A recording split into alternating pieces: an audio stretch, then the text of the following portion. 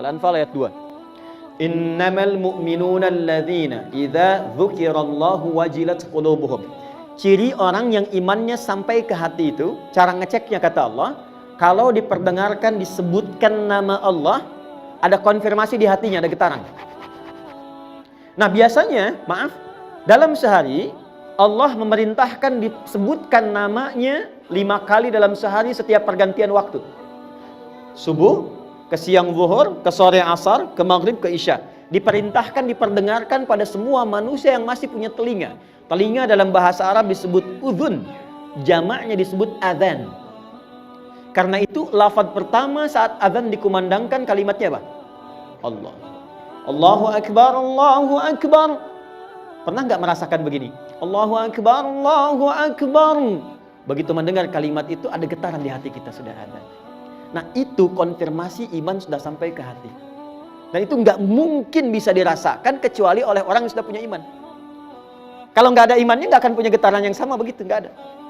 Kan beda kan? Ada getaran cinta, getaran iman, getaran kalau ada polisi depan kita melanggar lalu lintas itu kan? Getarannya lain.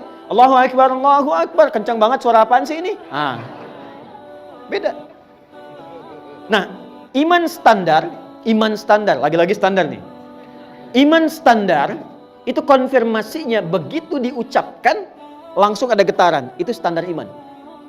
Allahu Akbar, Allahu Akbar. Subuh misalnya jam 4:06. 4:06. Allahu Akbar, Allahu Akbar. Ada getaran, cepat bangun, sudah adzan. Nah itu menunjukkan imannya standar.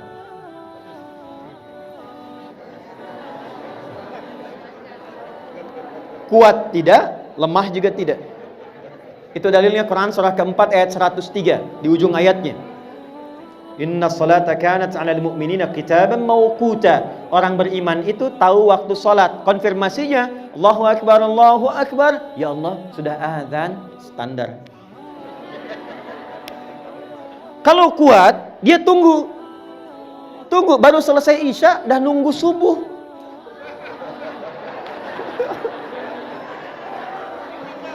Bukan nggak tidur. Dia tahu waktu subuh 4:06, dia pengen bangun jam 3. Dia mau siap-siap sebelum dipanggil. Itu menandakan imannya sedang kuat, tinggi. Yang repot itu dipanggil jam 4:06, baru sadar jam 6:04.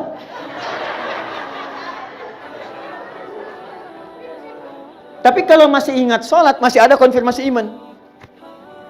Yang bahaya itu begini, mengaku beriman, mengaku muslim, di KTP-nya Islam, tapi nggak ada getaran di jiwanya. Allahu Akbar, netral aja, sholat tidak dikerjakan. Puasa dilewati. Nah ini yang dimaksudkan iman bermasalah. Qalbun mayyit. Nah saya mau ke sini, saya teruskan lagi. Syarat pertama, Bapak Ibu sekalian, untuk mendapatkan surga Firdaus itu harus dikonfirmasi keberadaan iman dalam diri kita. Ini masing-masing yang bisa menilai diri masing-masing. Jadi kalau kita merasa ingin memasuki surga Firdaus, mulai sekarang konfirmasikan kekuatan iman itu melekat dalam hati kita. Yang tahu cuma kita sendiri. Apakah imannya kuat, standar, atau di bawah standar. Allahu Akbar, Allahu Akbar. Bahkan sekarang ada yang lihat jam berapa asar. Ya? Sudah ada yang menyiapkan maghrib, menyiapkan isya. Berbahagialah. Pokoknya sepanjang ada getaran dalam jiwa kita yang mengonfirmasi keagungan Allah, maka disitulah kita masuk dalam level golongan apa? Mu'minun. Qad aflahal mu'minun. Kuncinya sudah ada. Nah, sekarang cara melatihnya bagaimana? Supaya iman itu semakin kuat, dijaga sampai dengan meninggal. Karena kalau nggak dilatih, sinyalnya redup, Bu, Pak.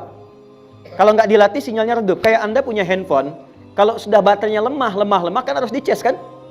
Kalau mau dicas kan biasanya pakai kabel kan? Ada adaptornya disambungkan kan? Kabel itu bahasa Arabnya habl. Disambungkan ada energi lagi masuk dalam diri kita, masuk dalam handphone. Baterainya kuat lagi. Nah, harus ada tali yang menyambungkan kita dengan Allah, hablum minallah. Cas untuk mengecas supaya iman itu lebih kuat lagi. Maka bentuknya apa? Perhatikan kalimatnya baik-baik. Qad aflahal mu'minun alladzina hum fi salatihim khasyun. Amalannya 1. Ini netral, Anda mau jadi apapun, mau jadi notaris, mau jadi pejabat yang lain dan sebagainya. Pokoknya kalau ini dikerjakan, jaminannya firdaus, bukan sekedar jannah. Salat, perhatikan, salatnya khusyuk.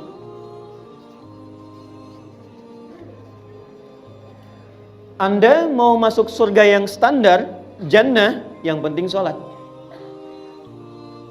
Mau tingkat khusyuknya berapa persen? Yang penting saya sholat.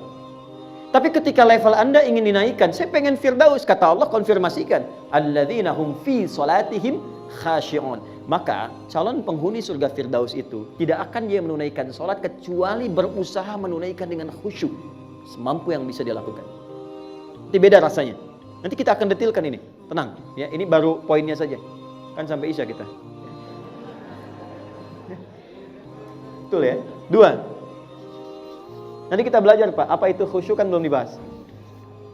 2. Walladzina hum 'anil lagwi mu'ridun. Hati-hati, ini pasti akan melekat pada pekerjaan. Hati-hati ya. Walladzina hum, ciri kedua, 'anil lagwi mu'ridun, selalu menghindari, menjauhi segala yang tidak penting. Segala yang sia-sia. Menghindari yang tidak penting.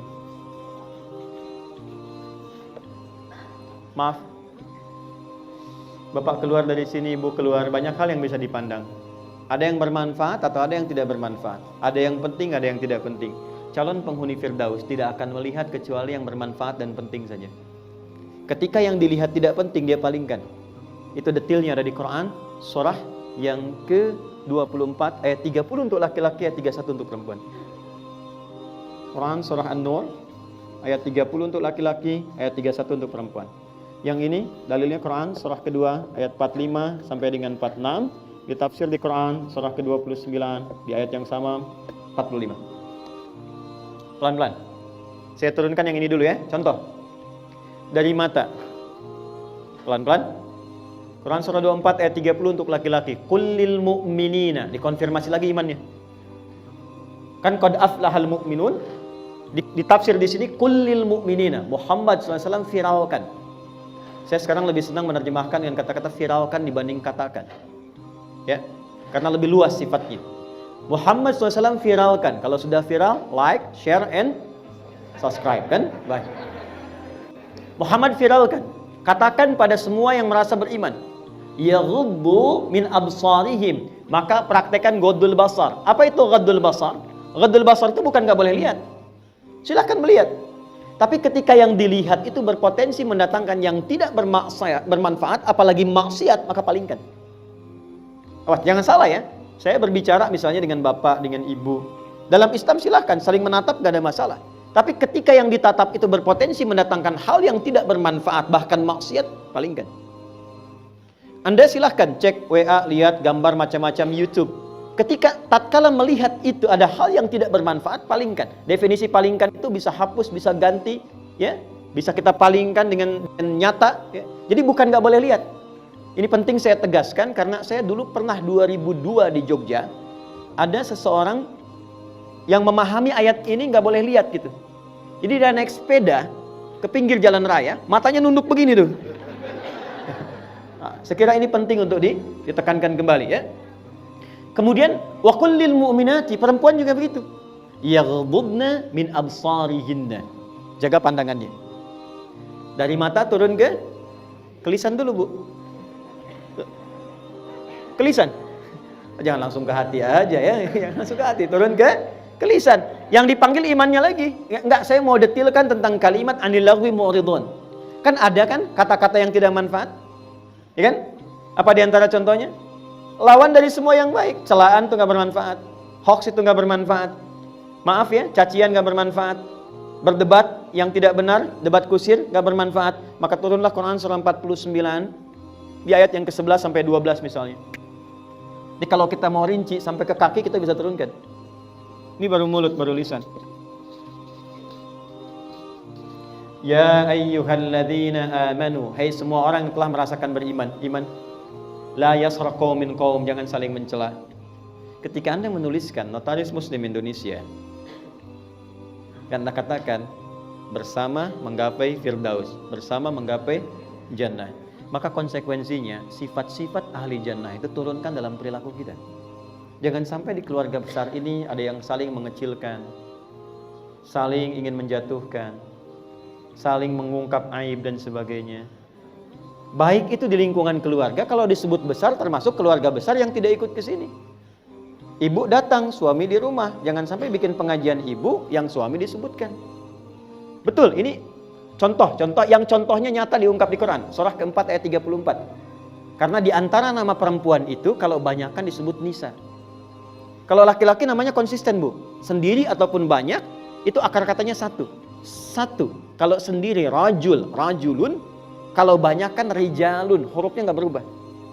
Rajul itu tegak. Ya, berwibawa, tegas. Makanya kaki disebut rijlun karena tegas, kuat. Ya, jadi kalau ada laki-laki yang melambai, nah itu keluar dari sifat rujuliyahnya. Perempuan itu namanya dua. Kalau sendirian dia mar'ah. Saya detilkan sedikit ya. Kalau sendirian mar'ah. Kalau banyakan seperti ini nisa. Berubah jadi nisa. Ya, jadi nisa itu artinya apa? Bukan perempuan. Bukan wanita, nggak usah maksa. Nisa itu perempuan. Udah pakai perempuan banyak an-nisa. Tapi kalau sendirian dia mar'ah. Mar'ah itu dari kata muru'ah seperti mir'ah. Maknanya 3. Satu yang senang tampil indah. Makanya perempuan disebut dengan mar'ah karena memang cenderung pada keindahan. Ya, dan itu biasa. Makanya mir'ah itu disebut cermin itu mir'ah bahasa Arab seperti mar'ah. Jadi kalau ibu bawa cermin, bawa kaca itu biasa. Diperiksa di dompet ada kaca, nggak apa-apa. Di handphone ngaca, gak ada masalah. Masuk ke sini ada kaca, lihat lagi, wajar. Ya. Tapi ingat, mar'ah juga seperti mir'ah. Al-mar'atu kal mir'ah. Perempuan punya nilai perasa seperti cermin. Ibu pernah lihat cermin ya? Kalau cermin itu dilempar sampai pecah, bisa nggak disusun kembali? Jangan salah, bisa disusun kembali, tapi tak mampu memantulkan bayangan yang sempurna. Sama dengan perempuan, jika dia tersakiti, bisa cepat memaafkan, tapi sulit melupakan apa yang telah dialami.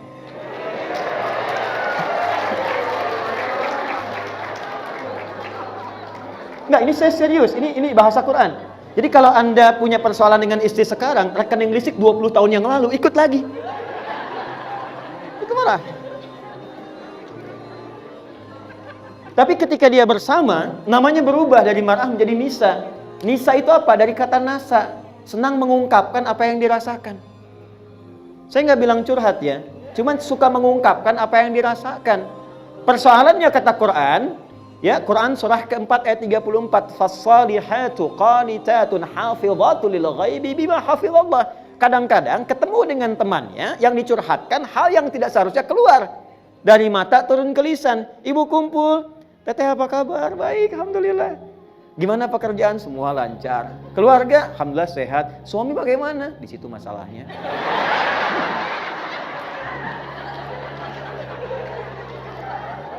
Hati-hati ya. Hati-hati. Ngur mulut tuh.